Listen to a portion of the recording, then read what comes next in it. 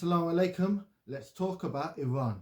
And I think as Muslims, there's a point that we really seem to not be getting on this, or really seem to be overlooking. Now, a first thing we need to think about is Iran is no longer just a regional power, it's become a world superpower. Iran is a country that sends weapons to Russia. It's not just receiving weapons from Russia, it's sending weapons, and it has sent weapons to Russia. So it doesn't just send it to its allies in the Axis. It's sending it to Russia. It's sending oil to Venezuela to help prop up Venezuela, a country across the world. Is really hugely being supported by Iran behind to not collapse.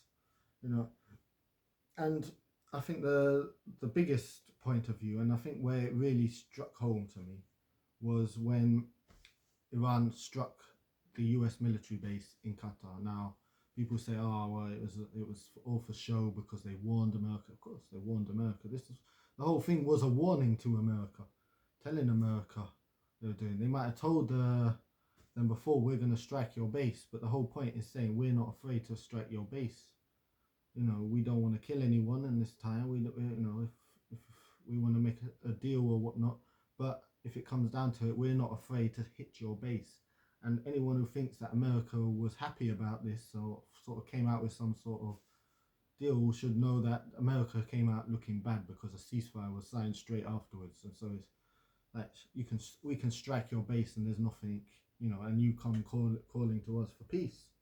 And it's the truth of the matter. Russia will not strike a US base. Are you mad? China's not going to strike a US base. Ain't no one else going to strike a US base.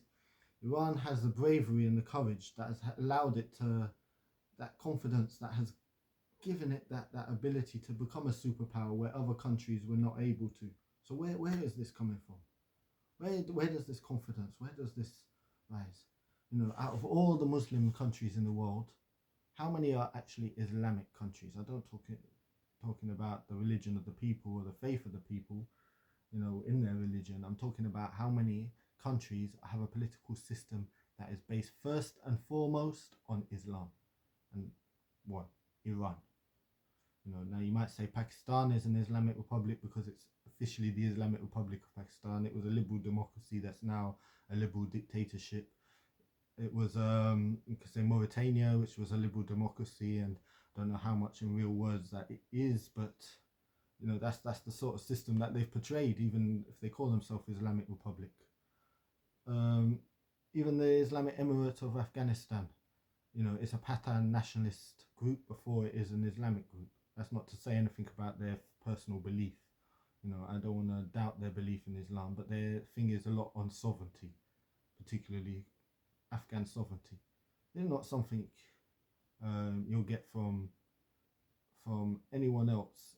When you look at what Ayatollah Khamenei said, and this is a very important statement: Iran does not matter, Islam matters.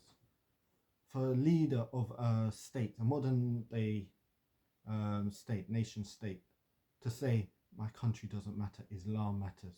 No other country would dare say that. No other leader. And so we need to understand that as Muslims. And I think this is something that's very standard. And I don't know why we don't try, whether it's because we don't want to accept that fact. Maybe some of this liberalism has got to our heads and we think, if we live in a state where Islam is first, it's all going to be madness and we're not going to be able to do any of the things we like doing, which is all nonsense. I'm not even saying that Iran implements it perfectly. There's many things that Iran does that I disagree with, but it is an Islamic Republic first and foremost. And the only time in history that Muslims or any Muslim nation has ever achieved anything is when we have fought like that. And when we've fought in science, Islamic comes first. Our science, woof. When we turned to atheism, our science went the opposite of the Christians.